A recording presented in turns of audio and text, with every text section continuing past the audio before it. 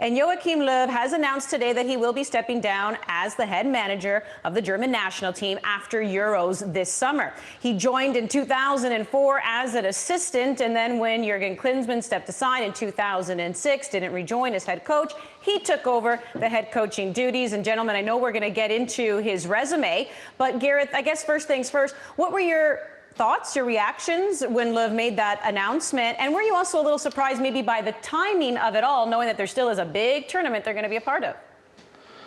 Yeah, I'm not that surprised by the timing, Andy, because I think after the disappointment of the 2018 World Cup, where the team failed to get out of the group, that kind of the writing was on the wall, and things haven't necessarily gone well after that. He's made some questionable decision, excluding some star players from his team. The 6-0 loss at the hands of Spain in the fall, I think that raised plenty of questions and calls for his job. After all, he's the longest-serving manager in European football at present time. So I think his time has come and gone. He's still 61. He's still a relatively young man in terms of coaching circles, but he's done everything that he can with the men's national team. And look, ahead of the World Cup, I think that Germany will automatically, based on the quality of players that they have on their side, will be considered among the favorites, but they're in the same group as Portugal and France. So perhaps this galvanizes the team. It's Yogi's one last stand, because when you look at on the balance of it, he's one of the greatest international managers of all time, and he should be recognized as that. So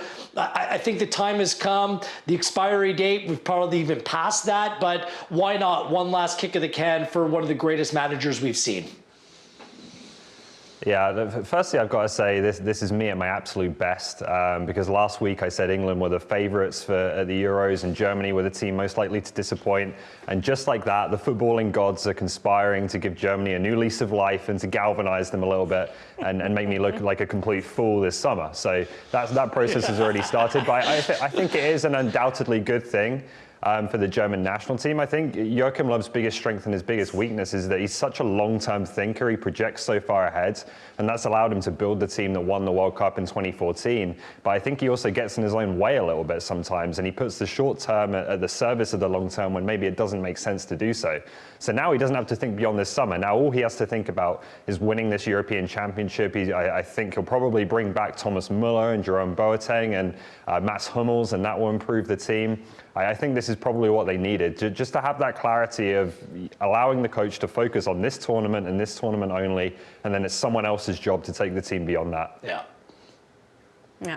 Well, it's only natural that a name people are already thinking about is Jurgen Klopp. I mean, he's German and he also has a successful coaching resume. But when he was asked about it, mind you, it's the day before he's got to get ready for the second leg of Champions League. I don't know what people really expected him to say. This was his response. If I'm available for the job, no. After the summer, no. I have 3 years left at Liverpool. Don't I? That's a simple statement. He also went on to say that in previous coaching jobs, he's always honored the length of the contract. So it sounds like he's out of the running. If that's the case, then, Ollie, who would you guess would be candidates for the job? Well, there's a lot of top German coaches, obviously, and Jurgen Klopp is one of them. I just don't think a lot of the coaches at the top of the club game are really going to have much interest in the international job. I just don't think that's the case anymore, not just in Germany, but all over the world. So Julian Nagelsmann, Hansi Flick, I'd be very, very surprised if either one of those or if Jurgen Klopp was to be the next Germany manager. There's two names that stand out to me. One is the continuity candidate, and that's Stefan Kuntz, who's the under-21 coach. He's highly rated in that federation. He's been coming through the ranks. He could, make that transition much in the same way that Low did with Jurgen Klinsmann and step up to the top job. And then the interesting one, I think, and the one that changes more stuff, I think, is Ralf Rangnick. And he's someone who is a top coach. He's been, maybe not in terms of direct impact, but in terms of his ideas, he's been as influential in German football over the past 20 years as anyone. But he's someone who, if he does come into that kind of job, he's going to demand control. He's going to want from the top down to do things his way. And whether the German Federation wants to hand over that kind of control and oversee that kind of change in how they do things, I'm not sure. But those are the two that stand out to me. Don't you think, isn't there a part of you that thinks that Klopp would be perfect, though, for that job. I mean, he's a manager, sorry, that is so high energy. I worry that he's burning himself out to a certain degree. He's already talked in the past about perhaps taking a sabbatical. I mean, the workload being a national team manager, there's still much to do, but I think that it just runs on a different cycle, right? Like, you need to be go for over a short period of time rather than the slog of like going game in, game out, the way that Klopp has been running with Liverpool and his previous clubs before that. I think he would be perfect for that job if he wanted to take a step back from the day-to-day life of being a club manager. Mm-hmm. I also, like I said, I don't know what people would have expected Klopp to say when asking him about this while he's still managing Liverpool the day before also a match, right? Leipzig. So maybe. Against Leipzig. Yeah, maybe it changes.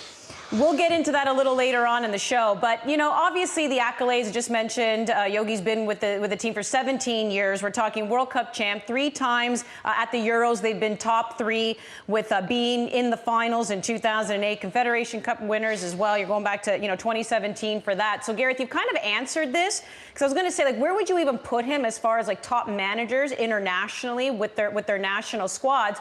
But now, what about the prospects of Germany as well at Euros? Yeah, look, I'll give them a chance. They have excellent players to choose from in virtually every position on the field. I think they were a little bit frail defensively in recent games, but like Ollie said, bring back Hummels, bring back Boateng. I think that they'll be okay in that position. Look, Love, over the course of his career, he's been a serial winner. In 6 of the major tournaments he's taken Germany to, the side has made the semifinal 5 of the 6 times and gone on to win the 2014 World Cup in the process. They've been absolutely phenomenal to watch, and they've somehow managed to kind of push Spain to the side for a short period of time where they looked like they were going to be the nation of the generation. So I wouldn't put it past Germany in this group. We'll see what kind of form, what players are available for France and Portugal heading into this summer. But look, they're going to be right in the mix, and I wouldn't rule them out, especially with this news of Love, this being his final tournament as well.